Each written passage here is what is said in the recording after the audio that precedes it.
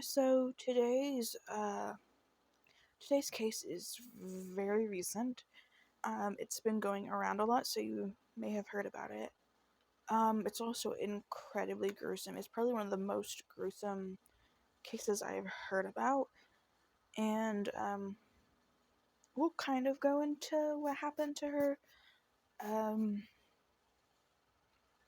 it's just really sad. I also want to apologize in advance if I pronounce any names wrong. While I was doing my research, I was trying to pronounce it while I was writing down my notes, and I think I know how to, but just in advance, I want to say sorry. I don't mean to butcher any names. Um, but yeah, this one is an extremely gruesome case. It's about Abby Choi. Um, let's just get into it. Links for research will be down below, and I just want to put trigger warnings. Dismemberment. Uh, I don't know if it's cannibalism. She was found in a soup pot. Well, some of her was.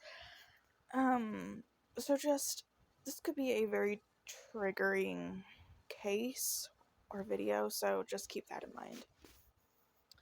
So, from the outside, Abby seemed to have a life that most uh, could only dream of. There were photos and videos that she would post of her lavish life to Instagram and her social medias, and what she posted was the stuff of a high life, from fashion events uh, to being in Paris, to dinner with friends at luxurious restaurants. And she always said that she was grateful for the recognition and support she received, um, being a 28-year-old model and socialite. But what she didn't know was that while she was living this lavish life, her former husband and two members of his family were actually plotting an extremely gruesome murder.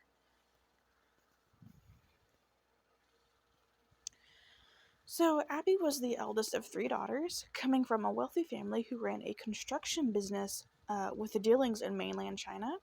She married Alex Kwong in 2012 when she was only 18 and he was roughly around the same age. They had two sons, the oldest who is now 10, and they did divorce sometime before 2016, and Abby went on to start a relationship with Tam Chuk Kwan.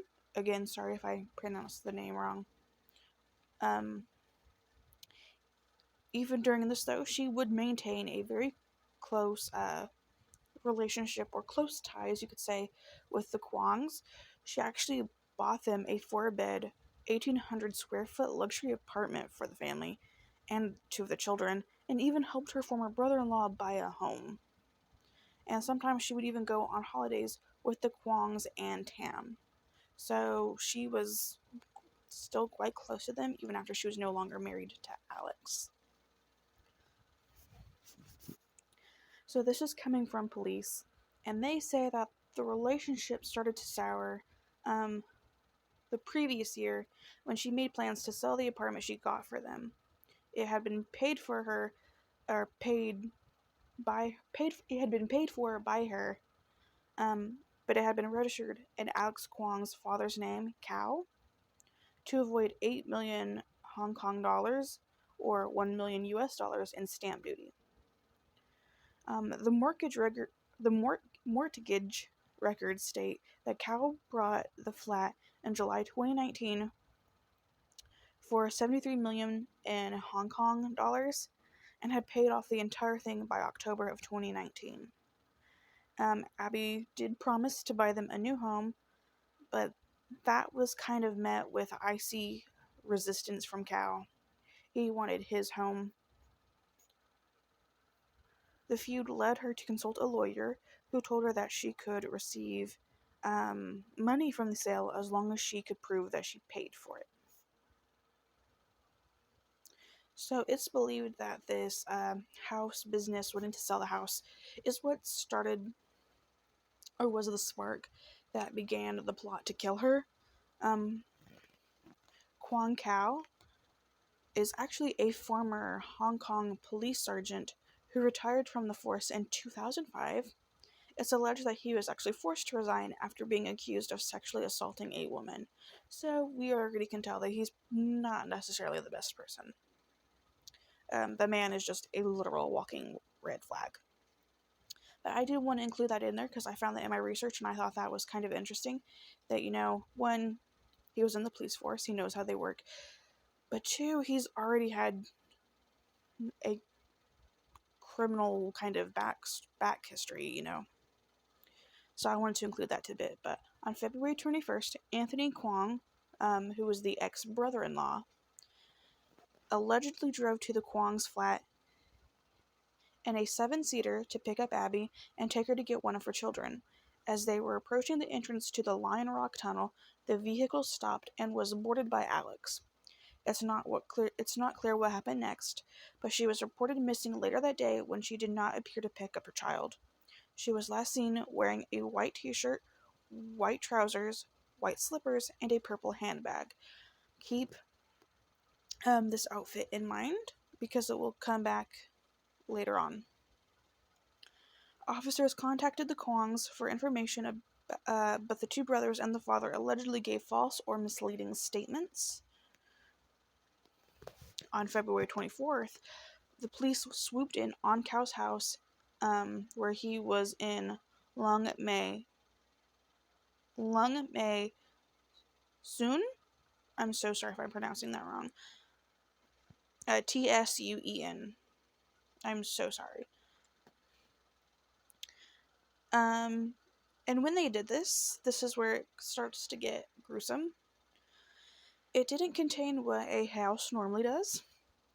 Instead, it was basically a butcher shop, and it was equipped with a meat grinder, electric saw, two types of chopper, a grinder, I'm sorry, I'm just repeating myself, electric saw, two types of chopper, a hammer, face shields, and black raincoats. It also had her purple handbag, so she was there. In the fridge was 2 dismembered human legs, as well as 2 pots full of soup with carrots, radishes, and minced meat, and that meat is suspected to be human remains. The soup would be fully analyzed, and a skull and several ribs were also found in it. The back of the skull actually had a large hole in it, and police believe this was the blow that killed her inside the vehicle. Kao and Anthony were immediately arrested, but Alex was nowhere to be seen, and a manhunt ensued, and on February 25th, officers learned Alex was planning to escape by speedboat and intercepted him at Tung Chung Development Pier. He was arrested, and with him he had 500,000 Hong Kong dollars in cash and several luxury watches worth 4 million in Hong Kong dollars. That same afternoon, 100 police officers went to a cliff-top graveyard known as Junk Bay Cemetery, which Kao and Anthony were suspected of visiting on February 22nd. Divers searched the water for her missing body parts, while dog handlers and upsilers scoured the cemetery. And I want to mention that I've seen in a couple videos that there's a lot of her body parts that still have not been found. So it seems as though they scattered her remains around. And also I saw that the reason why it took 3 days between February 21st and the 24th to figure out something was even wrong or whatever is that the in-laws kept putting up the smoke screen and just lying that it took them that many days to filter out what was right and what was wrong about their statements. So I don't know what was said, but I just wanted to include that.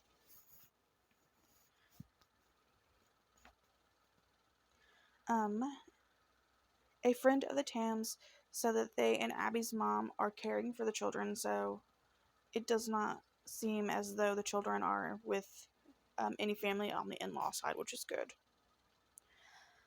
As of now, 7 people have been arrested in connection with her murder. The 29-year-old woman was taken into custody after she fled to mainland China to avoid prosecution. She is unnamed, but she was handed over to Hong Kong authorities at a border check in Shenzhen.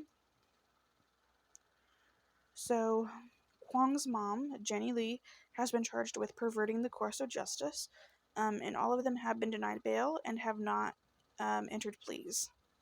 The woman arrested is accused of trying to help Alex Kwong flee by boat. There was a 41-year-old man who has also been arrested and accused of participating in the boat escape plan. Another woman had been arrested and accused of hiding one of the suspects.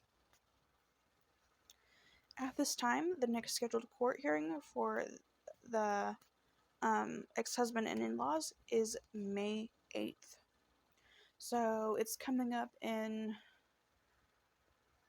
less than 2 months, about a month and a half. That's what I have for you guys on this case. I did edit a lot of it out. I didn't want this to be too gruesome, but I didn't know if you guys had heard about it, and I wanted to talk about it. Hearing about this case, it was startling, and it was jarring, because the way she was killed was just so wicked. It's hard to imagine that people actually harm people like this.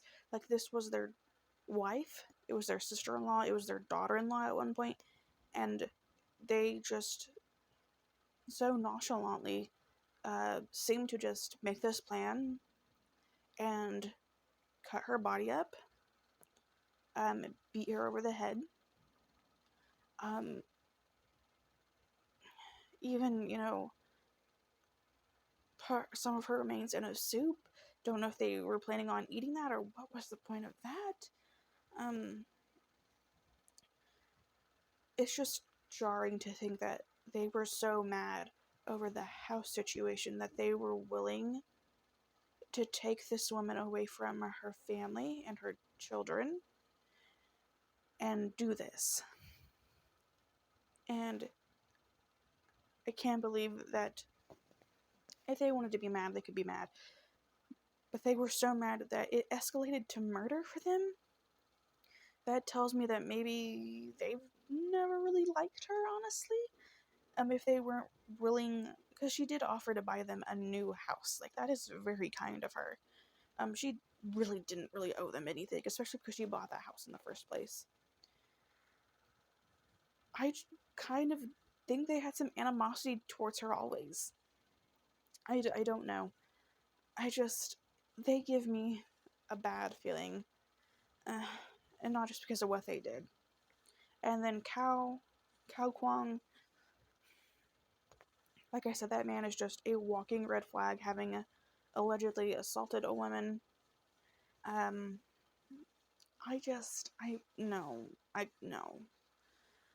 Eh, it's just really sad what happened to her, because now her sons are gonna grow up without a mom, and they're old enough now to know that she was killed, and I'm sure they're gonna know in what way. And they've also lost their father, because I'm sure their father is going to prison. And that is incredibly heartbreaking for them. Not to mention Abby's family, Tam. Like, they lost someone that they loved. And it's all because a house. Literally a house. They could have just... This entire thing could have been avoided.